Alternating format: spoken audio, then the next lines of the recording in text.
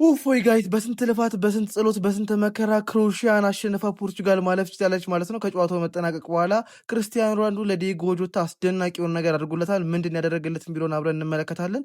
ከፈጣሪ እርዳታ ጋር ነው ክሮኤሺያ ይህንን ጨዋታ ልትሸነፍ የቻለችው እንጂ የማሸነፍ ትልቅ እድል ነበራት ብዬ ነው የማስበው። በተለይ የሳቷቸው ኳሶች በስመ አብ እነሱን ቢጠቀሙ ኖሮ በቃ ፖርቹጋል ማንሰራራት አትችልም። በቃ አታስበውም ነበር ማንሰራራትን ብዬ አስባለሁ። ፖርቹጋሎችን በቃ በክርስቲያኖ ሮናልዶ አማካኝነት ፔናልቲውን አስቆጥሮታል። እኔ ሮናልዶ ፔናልቲውን ባይመታ እያልኩ ነበረ። ያንን ፔናልቲ ስቶት ቢሆን ኑሮ የሜሲ ደጋፊዎች ሚዲያው በቃ አሰፍስፈው ሮናልዶን ለመቀጥቀጥ ተዘጋጅቶ ነበር ማለት ይቻላል። እና ደግሞ ሮናልዶም ያንን ፔናልቲ ስቶ ፖርቹጋል ብትወርቅ ኑሮ በቃ የማይረሳው በቃ ለዘመናት የሚከተለው ከውስጡ የማይወጣ እዳ ውስጥ ነበር የሚገባው። የህሊና ጸጸት ውስጥ ነበር ይገባል ብዬ የማስበው።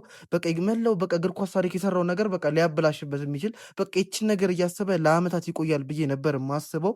ብቻ ከፈጣሪ እርዳታ ጋር ሮናልዶም ግብ አስቆጥሮ ሮናልዶም ተቀይሮ ወጥቶ በሱ ተቀይሮ የገባው ጎንካሉ ራሞስም ግብ አስቆጥሮ ፖርቹጋል ማለፍ ችላለች ማለት ነው። የሚገርም ካምባክ አድርጋለች።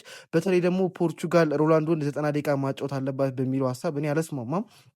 ወይ 70 ደቂቃ ጮቶ ቀይራ ማስወጣት አለበት ወይም ደግሞ ከቤንች ማስነሳት አለበት። 60ኛው ደቂቃ ላይ እየቀየሩ አስገብቶ 20-30 ደቂቃ ማጫወት አለባት ብዬ ነው የማስበው እንጂ ልጁን ማስበላት ነው። እንደዚህ የሚቀጥል ከሆነ ሮናልዶ በቃ ሮናልዶ ግብ ባላስቆጠረ ቁጥር እየተቸ ምናምን ነው የሚመጣው። እኔ የተጋጣሚ ቡድኖች በደከሙበት ሰዓት እየተቀየረ እየገባ ግቦቹን እያስቆጠረ እነሱ በደከሙበት ሰዓት እሱም ጉልበቱ እንትን አሪፍ ይሆናል። እድሜውም ስለገፋ ምናምን በቃ ተጫዋቾቹ በደከሙበት ሰዓት ቢገባ ብዬ ነው የማስበው እና ለዲዬጎ ጆታም ክርስቲያኖ ሮናልዶ በማልቀስ በሀዘን ስሜት እንደምትመለከቱት ምስሉ ላይ ለዲዬጎ ጆታ ወደ ሰማይ እየጠቆመ በቃ ሀዘኔታቸውን ከቡድን አጋሮቹ ጋር እየገለጹ ነው የሚገኙት።